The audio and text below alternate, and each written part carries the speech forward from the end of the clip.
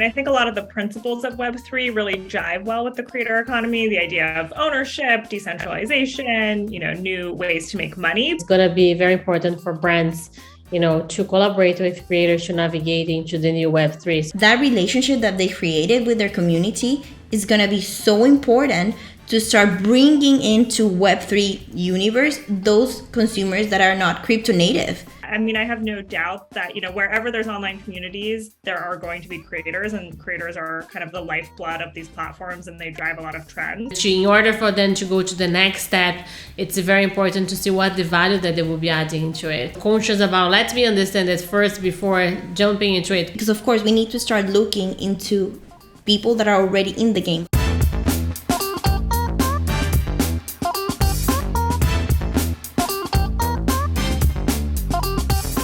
Hi everyone, welcome to Influencer Marketing Uncover podcast. This is Maira Genovese, founder and president of Imaging Power, a global digital marketing powerhouse. Thank you again for being here with me on the past episodes. It's been amazing to see what are the engagement that we're having through our podcast, and I could not be more excited to be joining today with our co-host Andrea Cortes. Andrea is our proposition development manager at Imaging Power, and today together we're going to talk about the fascinating world of creative economy universe and how this is evolving through the Web3. And we have an incredible guest today with us, Kaya Yurieff. Kaya, did I say your surname correctly? Yes, Yurieff. Close enough. All right. So, Andrea, thank you so much for joining me today, and how excited to have Kaya with us today. I'm so excited because it's been quite a long way to have Kaya on this podcast. So I'm really excited to do this podcast that is, I'm sure, a very promising one, and that I'm sure a lot of people are going to want to hear out. So Kaya is joining us from New York City, where she's a creator economy reporter for The Information, and through a weekly newsletter, she covers the personalities, the deals, the companies, and the trends driving this creator economy industry. She started her career covering breaking news for The Street and has written for Bloomberg and CNN on tech and social media. So today, we're going to be exploring with her how the rise of Web3 will impact the development of the creator economy and reach some insights for both brands and influencers to learn how to dive into this new era of the web. So welcome to Influencer Marketing and Podcast, Kaya. We're delighted to have you here. How are you? Good. Thanks for having me. I appreciate it. Amazing, Kaya. Yes, indeed. Very exciting to have you here. And so great story that Andrea met you at South by Southwest this year. So I was there as well as one of the speakers, and I remember when Andrea met you, she said, "Oh my God, I met an incredible, lady called Kaya, and then she would be amazing to be our guest on our podcast." And here we are, after a few months. So appreciate the time and thank you so much again. So Kaya, I am very fascinated, but also obsessed about the change that we are going to see. They're already seeing happening because of the Web3 and the impact that the Web3 will have on the creative economy. And I would love to start our conversation getting your view, your perspective of, what are the evolution that we're already seeing and what we'll be seeing throughout that, evolution of the Web3? So I think it's a big question. I think a lot of the principles of Web3 really jive well with the creator economy, the idea of ownership, decentralization, new ways to make money. But I think we're super, super early. So I think we have to remember that the tech is still in the early stages. So we have to kind of see how this plays out in practice. We've seen some creators experiment with NFTs. That seems to be kind of the major way that creators, at least now, are interacting with Web3. So it's still very early days. And I'll say that a lot of creators still are trying to figure out if this is something they want to be involved with, or if an NFT is something that they want to explore. And Kaya, to your point, because you said, I am still seeing creators trying to understand if they would like to be involved on the Web3, on the NFTs, and how this will evolve. When you say that, what are the biggest questions that, on your perspective, creators are having of like questioning if that's something that they wanted to pursue or not? So I talk to creators roughly once a week or more for my newsletter. So I do many profiles of creators and I talk to them for various stories. And I tend to ask kind of similar questions. And one of them increasingly has been, Web3 NFTs. And often the question is met with this pause of like, where like they don't, some of them creators are also just so busy. Like they're creating content for so many platforms. So they're sometimes just figuring out like, do I want to do a Patreon? Do I want to do a podcast? And going to an NFT is a pretty big leap in terms of kind of understanding and time commitment. The tech is early. I think there's a lot of like blockchain and digital ledgers, and there's this new language that people need to kind of understand. And it can be really intimidating to get involved with that and understand the technical intricacies of it. I think now, especially, we're in a really challenging time for crypto where prices are falling, the value of NFTs are not what they were last year. So creators who might have experimented last year may not want to jump into that now. I think another hesitancy is the big lawsuit against some big celebrities, including Kim Kardashian, for crypto scams. And I think creators and their audiences, that's their most important thing, is their fan relationship. So they also don't want to be seen as selling something that maybe they don't totally understand, or there's all these negative headlines about crypto, and that's some of the hesitancy. And I think too, just like, what is the value now? Is there an NFT with utility that might have an interesting bent to it? But I think creators on a daily basis are so busy with all the content that they're creating that an NFT might not be kind of the top thing that they're worried about right now. Yeah, so maybe it's a combination of, right, for understanding, right? So what is this NFTs, right? What is the value, right? Because it is not, people say, oh, it's so easy to understand what is crypto, what is NFT, and how you develop them, but in the reality that it's not, right? And I think it's more like the creators trying to understand how it works. But to your point, understand what is my value of actually joining and creating, a platform within that new platform that is now here. Because there is this, we work with a lot of creators as well, and there is this anxiety sometimes from the creators that they see new things coming and then they feel like they must jump into it straight away, because if they don't, they will be left behind, and they will lose engagement, or they will lose value, or they will be not as disrupted. Yes, kind of the FOMO, right? But it's great to hear that from your conversation with the creators that we have, that they are more conscious about it, right? So conscious about, let me understand it first before jumping into it, because yes, as you said, creators are busy creating content, and there is already a community that they have established and created. So they need to continue to be feeding that community, right? And then in order for them to go to the next step, it's very important to see what the value that they will be adding to it. Yeah, and I think it's even also, how do we as brands and agencies also, and platforms too, how can we start onboarding influencers into Web3, educating them into demystifying what the NFT is, or more than Web3 is more than NFTs, right? So it's not just the NFT that is the entry platform to go into Web3 and build that co-creation and that ownership with your community. There are various ways that you can do it. Of course, all of us are exploring and understanding what is doable or not. But maybe it's also about us creating an operational system where brands and platforms educate creators, engage with creators on different things and on different ways that they can onboard themselves into Web3. And then the creators, we do believe that they're a key partner to onboard new audiences into Web3, because that relationship that they created with their community is going to be so important to start bringing into Web3 universe those consumers that are not crypto native.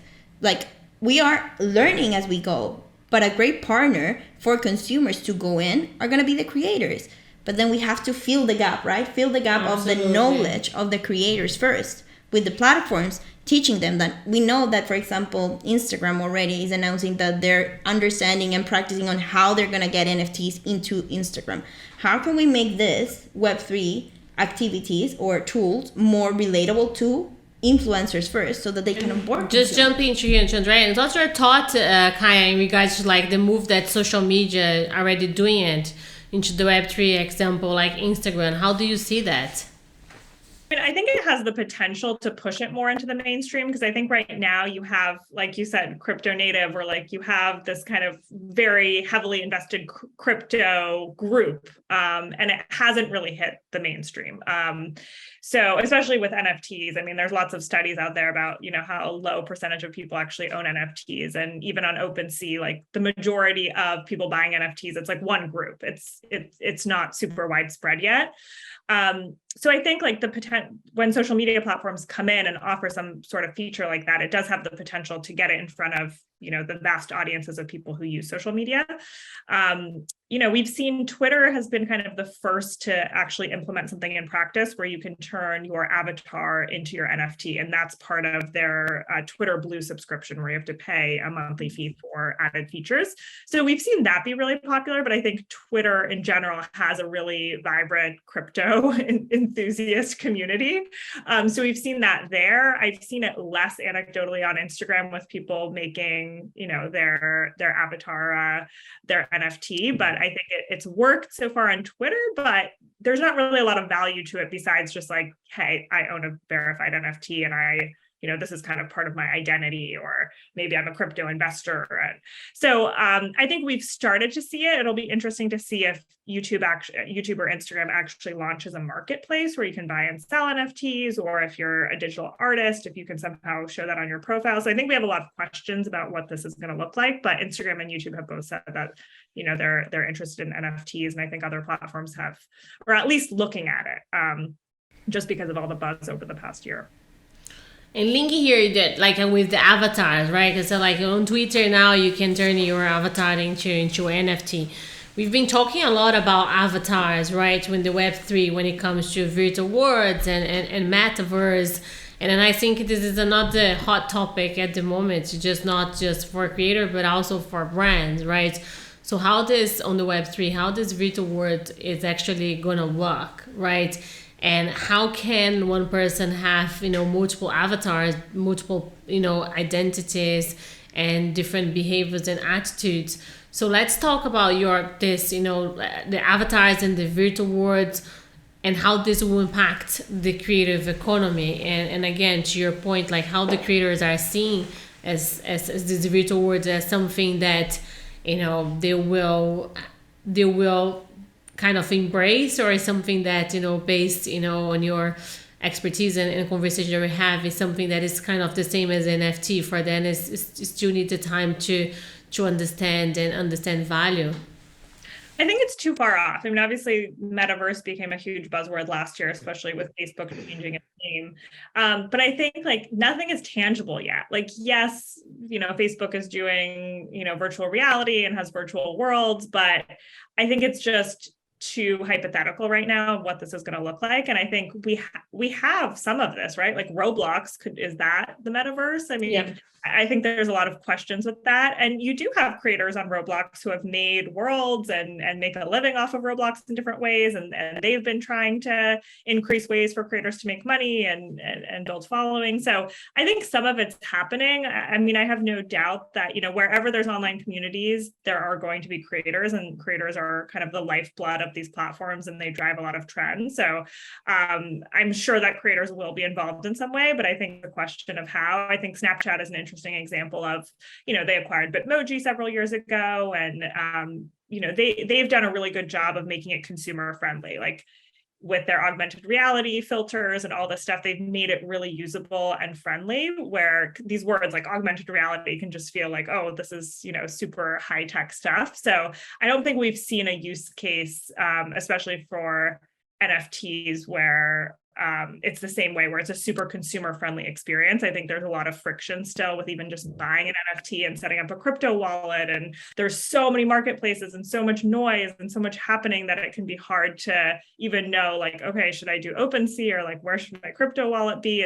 It's all just very confusing right now from the consumer perspective. And we haven't had that killer application yet that is available to the masses and people are able to use. And do you think we're gonna have that, that killer, it's just a structure in place eventually, or not? Because that's the question, right? So now it's very confusing. But is eventually this is gonna take form, or this is just a noise now?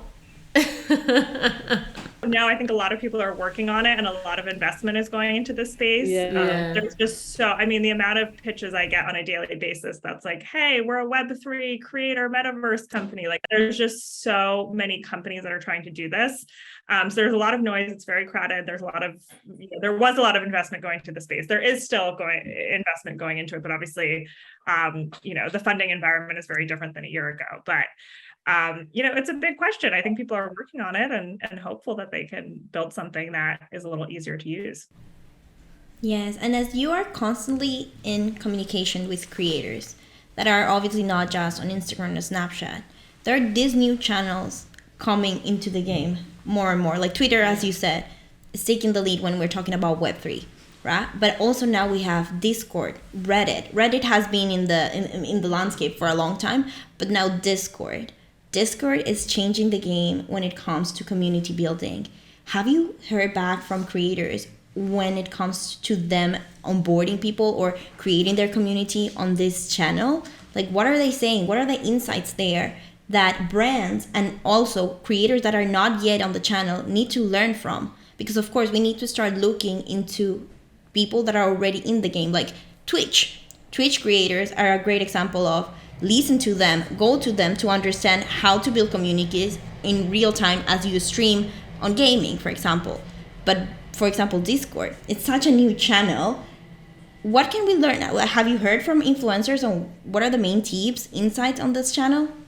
Yeah, I think with Discord, it's obviously been very popular with gamers, and a lot of, people historically have used it for gaming, both just friends hanging out and gaming together, to Twitch creators having Discord communities for their fans.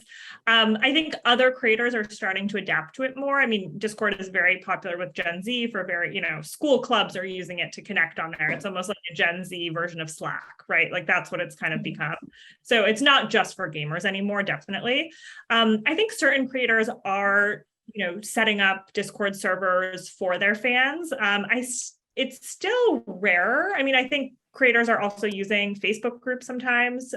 They're using Slack. Some creators have Slack channels for different reasons or different groups of fans. So Discord has definitely emerged as a great option for community, because I think on Instagram or YouTube, yes, you have your comment section. Yes, you can direct message people, but there isn't a great way that facilitates a bunch of people talking to each other. And I think creators have this fan base that is there for a specific reason. Maybe they're a similar age group or live in a similar place or have similar interests. Maybe it's a food creator and all the people are following them for recipes. And to be able to have a community where those fans, it's not really dependent on the creator to be in there facilitating the conversation necessarily.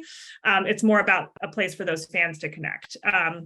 So we've seen that where on Patreon, for example, creators will sell access to a private Discord server where it's like, hey, these are really my super fans. And if you want to be part of this, and maybe I'll do a chat every once in a while, or I'll drop, exclusive content into the Discord. So it's definitely emerged as kind of a community platform. There's others like Geneva, which is another one, which kind of acts similarly, of just being able to connect around certain interests where, a creator may or may not be involved with that. So I think there is a desire for community building. You get some of that in Instagram or TikTok comments, but Discord is definitely a platform that can facilitate that more easily. Community building, that's another, hot topic when it comes to, talking with, creators and brands, because now the community, like if we look at back, the influencers and social media 5 years ago, there was not much about the community that they were like developing. It was more about, sharing your content and what is the number of, likes and the followers that you have. But as the industry has evolved, and now, influencer marketing, creative economy is like, it's here and it's huge. The community aspect became such an important, element from both brands and creators. And now more than ever, brands understand the value of engaging with influencers because of their community, right? Because they know more than anybody like what their community are looking for, what they like, what they don't like. And brands need to trust the creators when it comes to creating content. So how the creative economy, when it, like, what is that community will continue to be, the most important thing for creators to continue to leverage and monetize will be their community. And if so, how does the creator, what is the, if there's any, tip here of how to build that community, how to engage and how to become that community loyalty, to the creator? Because I know that is something that, our audience here, it's very, asking question around that. Yeah, I think now the ways that creators, especially on Instagram, are doing it is like a lot of creators will set aside an hour or more of their day to just answer direct messages. And that's a way for them to have a direct line back to their creators or back to their fans. So that's one way, responding to Instagram comments, just really engaging with people. Another thing that I've seen too is there's various features within Instagram where it's like, ask me a question, and it's a question box, and people will engage that way. They might do an Instagram live where they'll answer questions. So those are different ways kind of on the platforms. Again, Discord is another example of having a community or having some sort of private forum to connect with your audience. I think another way too, I just lost my train of thought. Discord. I think on TikTok too, like the comment section on TikTok is just so important. Like people love reading the comments. So I think anytime they can facilitate that is good.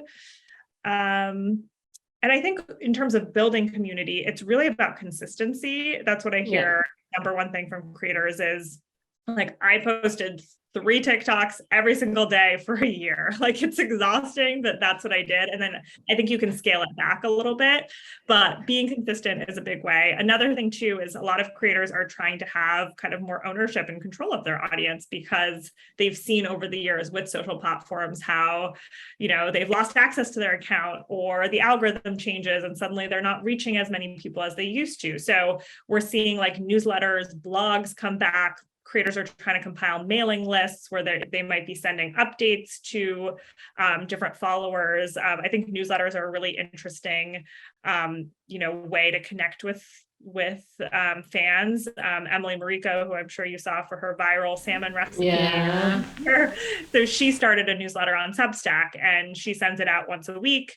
And it's like her meal plan for the week. And it's, a way for people who are interested and saw her viral salmon recipe for her to now have a mailing list of like, I can actually reach these people directly versus, last year, I think it was a big wake up call when Facebook had that major outage and Instagram was down for hours. And if your main following and your main channel is Instagram, that's really scary. That is really scary, very scary. Because if Instagram disappears, what happened with your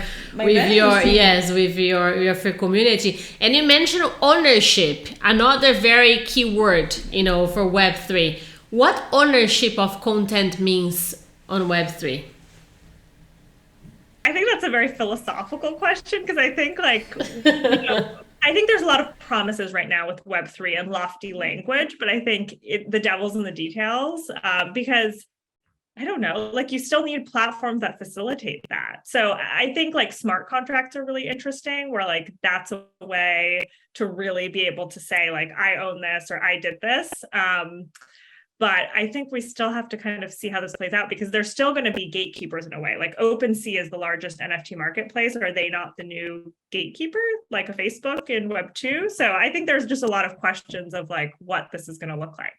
And it's been interesting actually to see on the startup side, a lot of crypto and NFT marketplaces, they might raise a traditional financing round from a VC, and then they'll start doing this community raise where they sell tokens. And that's interesting, where the token holders are more the owners of the company versus VCs. But we've seen this mix still of VCs are still very much involved in this space.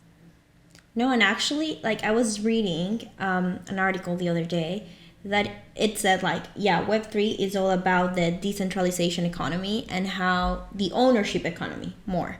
And I think if we think about Web3, we always think about the digital section of it. But there's this not digital section of it that is, how can I co-create something that is part mine and part my community? And it doesn't necessarily need to be in the digital space. So one of the examples that they were saying on that article was, like, for example, newsletter, going back to the example that you were just saying. There are creators that across, not tokens, but across different dynamics, they're asking their audience to support them on creating this new venture that they're going to, and that they're part of that creation. And I remember very well at South by Southwest, actually, one of the panelists that share the stage with you, I asked the question, like, have you entered Web3? Have you entered this space? And he was like, how I've entered it is that I've started on Discord to share with my audience ideas of podcast episodes, and they're co-creating the episode with me. So when they see that episode out, they know that they've been part of this co-creation. And even though it's not an ownership in a monetization way, it is a part of ownership and community building strategy with that community. So I think it's different ways that we can see it. And of course, as the evolution of Web3 goes, as we saw it on Web 2 and how social media evolved to where we see it today, Web 3 is going to do the same, right? We're maybe 10 years still to see how it actually is going to go. But I think also it's time for both brands, agencies, and creators to test the waters and see how are the dynamics, like how can I be creative and think about how I can co-create with my audience. Like actually yesterday this week, there's a fashion brand that launched their NFT collection along with creators, and they set up this Discord channel that they selected a few people of their audience in collaboration with the influencers to give them an NFT of the brand for them to mint. It's not the brand that is minting it and selling it. They were gifting it to the audience for them to mint it. And then that gave them access to more experiences with the brand and with the creators that they were collaborating with. So it's about creativity also. Yeah, it's a co-creation, right? And I think we're going to be seeing this a lot on the Web3, because it's going to be very important for brands, to collaborate with creators to navigate into the new Web3. So I think it works, both ways, creators and brands collaborating together, educating, audience together in order to, to succeed within, this new era of the internet. So Kaya, I know we are we love to be talking here forever, but to conclude here, I think you said a lot, like still very early stage, still a lot for especially for creators to understand and to navigate and to understand the value. But if you through your expertise and being talking with creators on a weekly basis to write your articles, if you could give 3 tips for for influencers, creators, of how potentially they can succeed into the Web3 and of course making into the creative economy, what's the 3 advice that you would be giving to them? I mean, I think the most interesting in terms of NFTs is if there's a utility to it. I don't know that fans will find a lot of value out of just owning this one random NFT that a creator created for whatever it was. I think the interesting use cases will be what does the NFT unlock? If you're an NFT holder, does that give you discounts on merchandise, or does that give you, access? Maybe they're doing a meet and greet in person and you get some special VIP access to that. I think that's really the things creators should be thinking about of what is the value of this NFT to my audience? And I think just making sure they understand the space and that this is something that is right for them and makes sense kind of for their content or the NFT they're creating. That probably would be one thing. And then I think just in general, creators have been really good about just diversifying their income. And again, NFTs maybe could be part of that, but just not relying on one platform or one revenue stream. We've seen really that expand and evolve, where it used to be like you were an Instagram influencer and you made money from brand sponsorships and that was it. And now I think you see creators branching out into selling and teaching online courses, or doing a newsletter and doing subscriptions, or having a Patreon, or selling merchandise. And they have all these different revenue streams that then insulate them when, YouTube suddenly AdSense revenue is down and it's 2017 and it's the adpocalypse and there's all these brand safety concerns that they were relying on ad revenue and now that's in half, and that's, their main income. So I think just diversifying your income in your business. And again, going back to kind of the consistency theme of just putting out content consistently. But I think when you have different revenue streams, then you're insulated and you don't have to be on that content wheel necessarily of like creating 17 TikToks a day. And that will help too. We didn't really touch on burnout today, but I think that's a huge, danger to the creator economy of, you leave this corporate job where you have benefits and set hours and you could just work all the time, constantly. I talk to creators who are like, yeah, I'm on social media every single day and, setting boundaries. So being able to diversify your income and maybe hire a team to kind of help you are things that have really helped, at least from the creators I've spoken to.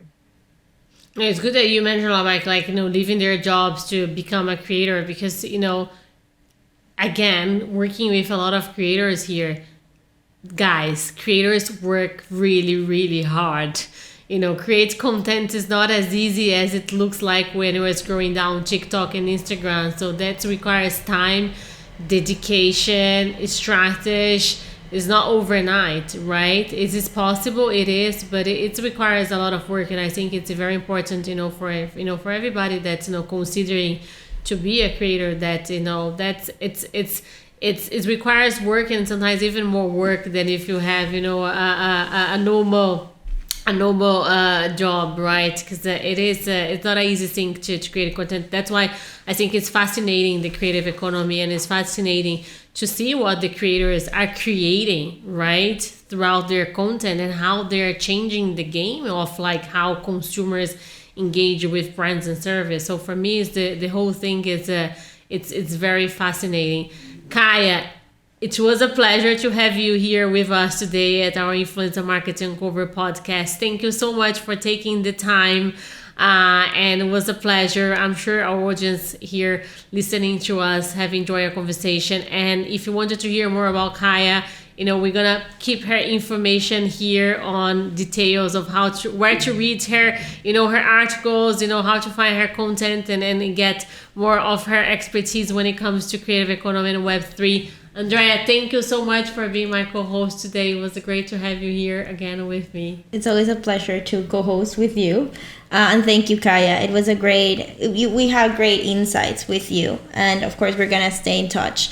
Thank you so much. Thanks for having me. I appreciate it. Thank you so much. And for everyone that is listening to us today, thank you so much for the time. And if you have not yet subscribed, please make sure to do so. We are on YouTube, Amazon, Apple, and Spotify. I look forward to see you guys on our next episode, and thank you so much for tuning in. Thank you. Bye.